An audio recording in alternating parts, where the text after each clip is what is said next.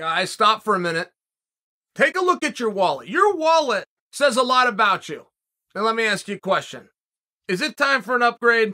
Our friends at Ridge are here to help you step up your pocket game. This incredible wallet is light, sleek, and industrial, but it doesn't fold or awkwardly bulge out of your back pocket. It goes into your front pocket. Ridge wallets hold up to 12 cards, plus all the cash that you need. You can choose from over 30 colors and styles. That includes carbon fiber and burnt titanium. It is the best wallet you can buy, and you don't just have to take my word for it because there's over 40,000 five-star reviews. I was skeptical at first, but once I tried it, I never went back, and I'm sure you won't, but guys, there's no pressure. Test it out for 45 days. If you don't love it, send it back, get a full refund. If you decide to keep it, and you will, there's a lifetime warranty.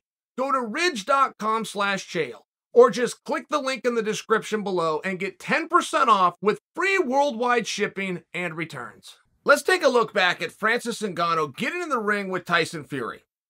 How did they pull that off? That is a colossal secret to keep, and this might sound simple. It's called a reveal. It's called a tease. It's called foreshadowing. It's very hard to do. I can think of a number of examples where that's been attempted to be done, and it's failed. I'll give you a great example. Brock Lesnar was going to return to the UFC. Ariel Helwani knew it. Ariel had this information. The UFC wanted to have the reveal, and they'd already made a package. They were all going to play this and insert this into a pay-per-view. They had their way that they wanted to make this announcement, but they weren't able to keep it a secret. Just weren't able to. I can go back to the year that John McCain was elected the candidate from the Republican Party to run for the presidency of the United States. Nobody knew who his vice president was going to be. John McCain was going to make a big announcement. A plane left Anchorage, Alaska, with Sarah Palin on it. The news got that and revealed to everybody what John McCain was planning to announce on the evening news later that night. And sure enough, he made the announcement. They connected the dots. Royce Gracie returned to the UFC. And this was an interesting one. They were doing a show at the Hard Rock. It was like a Wednesday night. It wasn't some kind of mega event, but they were going to announce Matt Hughes, the greatest welterweight of all time, versus Royce Gracie, the greatest fighter of all time. They open the doors. You don't know who behind it. Royce walks out. But we already knew a little bit. People that were fight fans, Twitter was a thing back then. People saw Royce around Vegas. They started connecting the dots. We, the audience, were told it wasn't fully kept a secret. That's my only point. Go back to Francis. That's a big man to hide. That is a very, very big man to hide. What hotel did you put him at? Did you fly him in on a regular airlines and people didn't recognize him? What did he eat? Did he stay in his room? Like, it's a massive, massive guy to hide even on fight night itself. I think we, the audience, imagine that Francis is inside the apron. He's taking on the show, waits for his cue, which is Tyson calls him into the ring. I don't know about that. If he would have been seen 94,000 people live, someone would have recognized him. They'd have taken a picture. What's going on? Francis is going to do a face-off. It's just one of those things. They were able to keep it a secret. How'd they do it? I'm simply wondering that. And I'm impressed. And I have a larger question, which is none of my business, but I am curious. Did someone tell Dana? It's a big deal. If you told Dana, I don't think we have anything to see here. If you made the disclosure and you shared the information so he wasn't caught off guard as he's watching this and sees his champion on somebody else's broadcast, fine. But I also have to follow the golden rule of put myself in somebody else's shoes. What would I do? If I were in Dana's shoes and I get tipped off, I will personally leak that to somebody in the media. I will personally leak that to a TMZ. I will personally get that in the hands of a Helwani, of a Brett Okamoto, of a Mark Raimondi. I just will. I'm going to take away from whatever this big reveal moment is, which leads me to believe that Dana didn't know. And that's relevant. It's very relevant because it's very rude. If Dana has a partner somewhere and that partner has information that is pertinent to Dana's organization and they don't share it with Reddit, it's one of those things. And I'm just wondering, how'd they keep this secret? They did a very good job.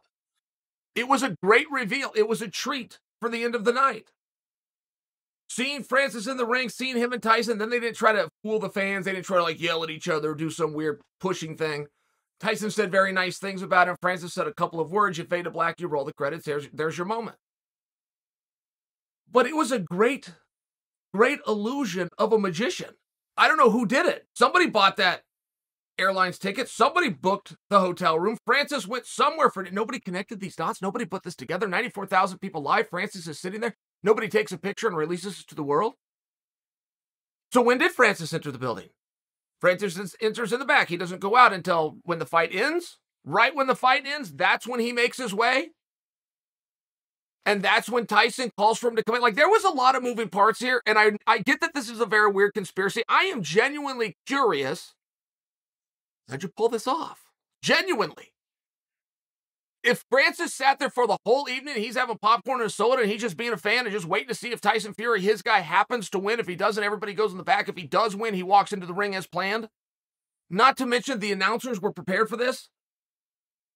The announcers, at least one of them, was fully in the know. I don't know if the whole broadcast team was, but one of them was, and he never had his chance to speak. So the one time that he finally has a moment to speak before the cameras are going to go away and they're going to talk about something else, he attempts to say, this is a really big deal. But the co-announcers were speaking over him. It was like the best that he could do. But one person within that team knew, so somebody told him he could be trusted with it, apparently, because it never got out. I'm just wondering how. We can't ever keep a secret in this sport.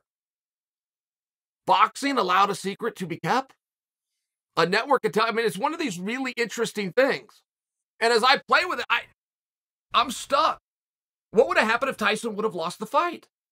Do they go on as usual? Hey, guys, I told you it's going to be my last one.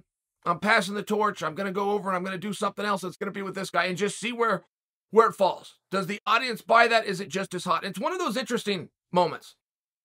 I come from the world of wrestling. We've never had like a celebrity phase. But we also don't have a regular broadcast. We don't have great promotion and marketing. We're not quite set up the same as, say, boxing and or MMA, where every now and again you can bring somebody over that's going to get a whole bunch of attention. You have fun for one night, you kick the can 10 years, and then you revisit the same recipe. Wrestling's not the same. But if we did have a really famous person that wanted to come over and was willing to get eyes onto our sport, some of the community would push back. They go, wait a minute, if you got a mega event and you got a mega purse and you've got a lot of attention, you got the media, you got all the things that you need to do something special, why didn't you give that to a fellow wrestler? Why did you give it to this guy? Just because he's famous. It's one of those things. Rampage Jackson, earlier today, paid credit to the Paul brothers. Said those guys have done a great job of rejuvenizing the sport of boxing. And that's an interesting one. Is Rampage right about that? Did the Paul brothers do something to rejuvenate the sport of boxing, or did the Paul brothers do something to rejuvenate the brand of the Paul brothers? It's something to look at. It's something to be careful. Like, and by example, the way that you come to your conclusion, the litmus test is very simple. Once the Pauls leave, is boxing in a better spot? If the answer is yes, then they served boxing. But if the answer is no to the sport of boxing, but the Paul brothers themselves are in a better spot and they have more fans and they are viewed and looked at differently, then they did something to serve themselves. And sometimes it's not on purpose. Sometimes you go all in. Maybe your idea was to support boxing. Maybe it was to rejuvenate, but you left and you had more of the shot. It's one of those things. Like, it's not a perfect scenario. It has to be judged in hindsight, and then you have to look at it and then you have to break it down. I don't know where Francis and Tyson are going to go. None of us do. And I'm not against the idea. And I know every time I open my mouth about it, I sound like I am. I'm not. I'm really not. I'm just looking at it, and I'm very good and accurate at identifying for you some of the problems that they're going to face. Going and doing something and calling it a sport when the two of you made up the rules ahead of time, right? It's strange. It's really strange. I'm a lover of grappling. Grappling has never made SportsCenter. And in the condition that it's in now, it never will make SportsCenter. Every time there's a new promoter with a few bucks and an idea, he will come up with a new set of rules exclusive to his new league, which is why nobody understands grappling. Basketball is very different. You get the ball in the hoop, you get 2 points. You're on the foul line, you get the ball in the hoop, you get 1 point. You're beyond the three-point line, you get the ball in the hoop, you get 3 points. But it's the same. It's the same in little kids, the same in junior high, same in high school, same in college, same in any court, any state in the country, any country within the world. Every single grappling event is different. How do you advertise that? How do you explain that? How do you have a ranking system? How do you have a champion or even a universal champion? How do you do any of those things? If you change one rule, you have now changed the sport. Just one. If you do soccer, but hands are allowed, it's not soccer, it's now something else. And you think that you're going to draw from the soccer crowd, and you think you're going to draw from the football crowd, and you think you're going to draw from the rugby crowd because you did a mixture of this. And the truth is you just lost all three of them. They don't know what you're doing. You're doing something else. So I'm very curious. I'm very open to the idea. This will be fascinating for me. I like to study things, though. I like to see the marketing side. I like to see what works. I view things slightly differently.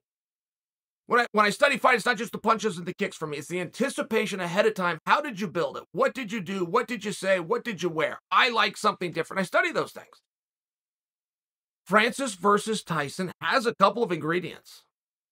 It is more exciting now than it was a week ago. They pulled that face off. They pulled that announcement off to some degree, but they had help and they had people in on it and they were able to keep it quiet. I'm curious how'd they do it?